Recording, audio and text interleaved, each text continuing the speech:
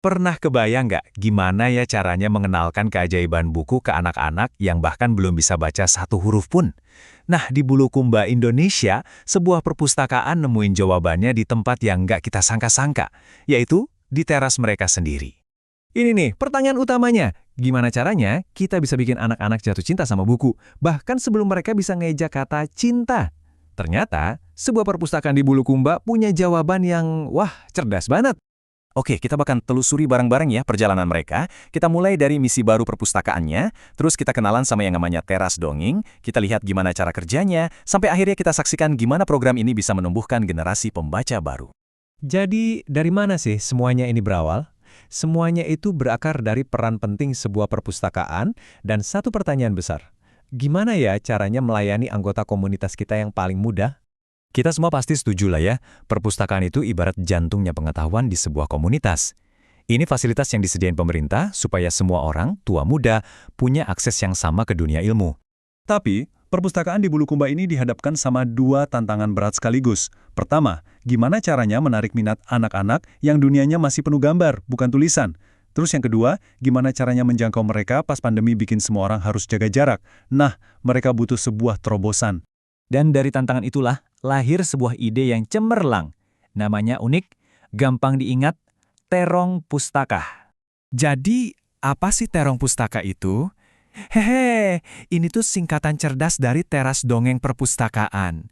Namanya emang kedengaran sederhana, tapi gagasannya, wah, kuat banget. Konsepnya itu brilian banget dalam kesederhanaannya. Program ini khusus buat anak-anak usia dini.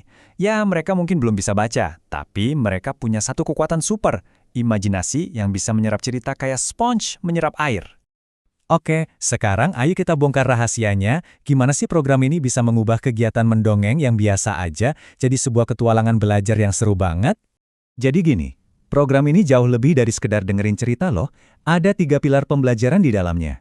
Anak-anak jadi belajar memahami ucapan, terus mereka mulai nyambungin antara suara yang mereka dengar dengan tulisan di buku, dan yang paling penting, mereka dikenalin pelan-pelan sama dunia alfabet. Ini kan fondasi utama buat bisa baca. Tujuannya jelas banget, ini bukan cuma soal ngajarin anak baca, tapi tentang membangun kecintaan buat belajar seumur hidup. Mereka pengen perpustakaan jadi tempat yang asyik, yang bisa merangsang imajinasi, ngasah kemampuan bahasa, dan bahkan menanamkan nilai-nilai baik lewat keajaiban dongeng. Nah, ide yang hebat itu nggak pernah diam di tempat. Sama kayak teras dongeng ini. Programnya nggak gitu-gitu aja, dia terus tumbuh dan berevolusi. Awalnya, di tahun 2020, konsepnya sederhana. Anak-anak datang, duduk, dengerin dongeng. Tapi 2 tahun kemudian, mereka nambahin satu sentuhan kecil, sebuah inovasi yang ternyata jadi kunci perubahan besar.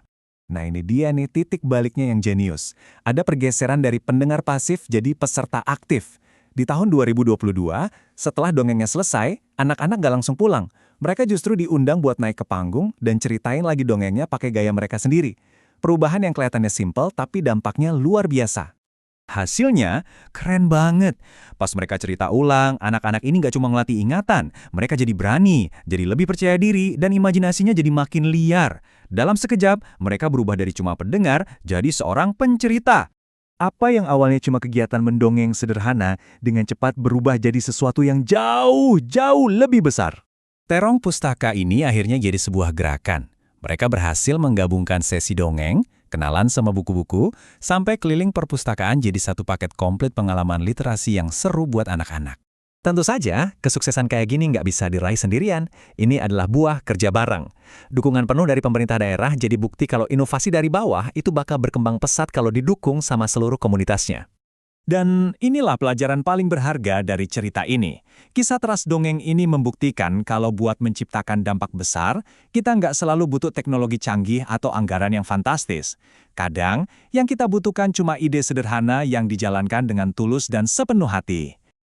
Jadi sebagai penutup, saya mau ninggalin satu pertanyaan buat Anda. Setelah melihat gimana sebuah teras perpustakaan di Bulukumba bisa jadi pusat belajar yang keren, coba deh pikirin, kira-kira ide sederhana apa ya yang mungkin lagi nunggu buat diwujudkan di lingkungan sekitar Anda?